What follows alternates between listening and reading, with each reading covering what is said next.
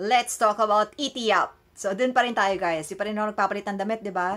So, yan. Nilulubos-lubos ko na yung pag-vlog ko kasi magiging busy na naman ako. So, anyway. So, ngayon naman pag-uusapan natin yung application procedure dito sa ETIAP. So, again, my name is John. And if this is your first time watching my video, please don't forget to subscribe and click on the bell button to get notified of my new content. So, ano nga ba yung application procedure? Ito, makikita nyo sa etiap.org na website.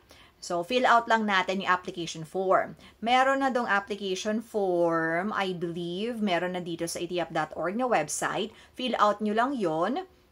Next is, kailangan natin mag-ready ng resume, detailed resume or curriculum vitae, kasama ang cover letter of intent.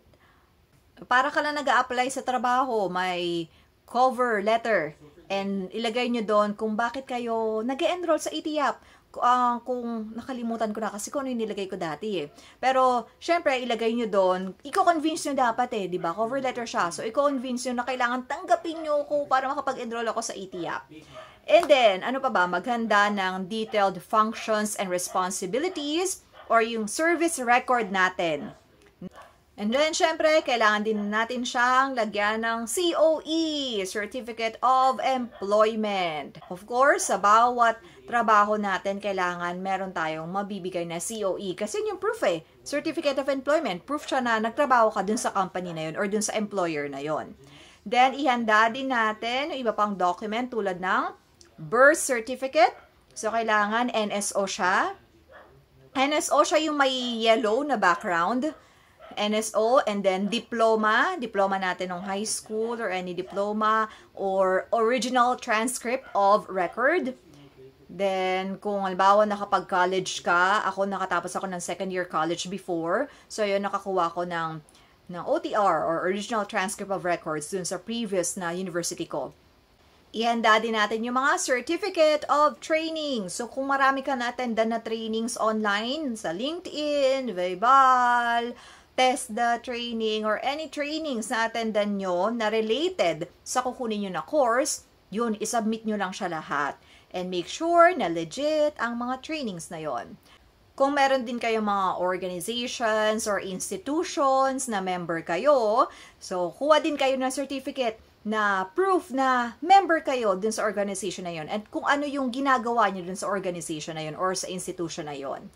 And para sa pag-a-apply online, iscan nyo lang yung lahat ng documents na nabanggit at ipadala nyo through email dun sa administrator ng school or pag-enrollan nyo. So, depende siya ha.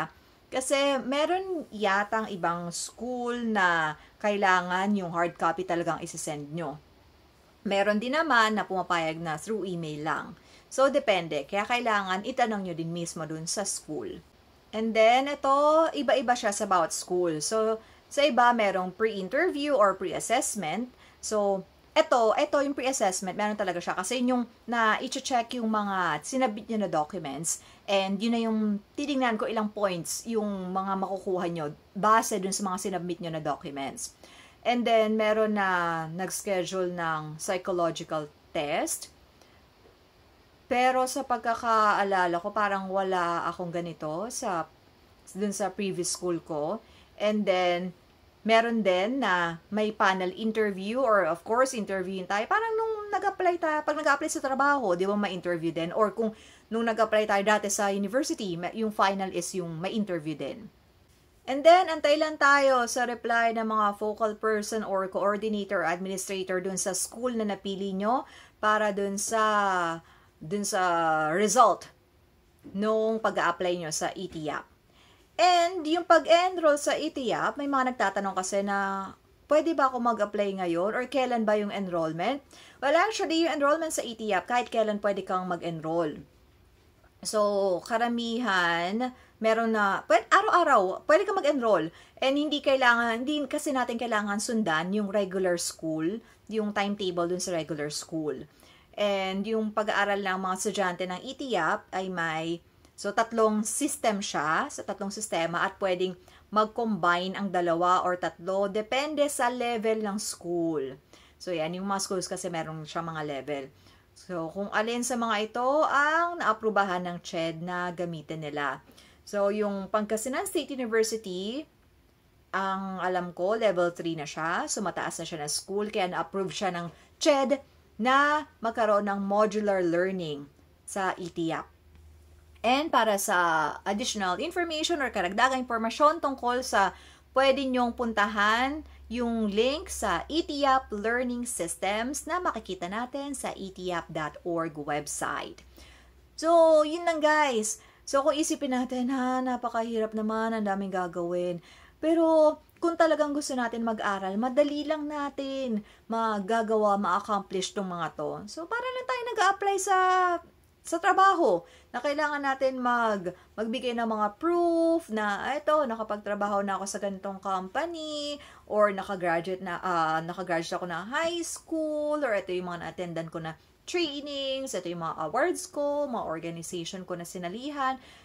Kung ako nga guys, na kaya ko kayo pa kaya? So, madali lang yan. Basta wag nating isipin na mahirap. Isipin natin, madali lang siya ma-accomplish. At isipin natin yung saya na ma-feel natin kapag nakagraduate na tayo.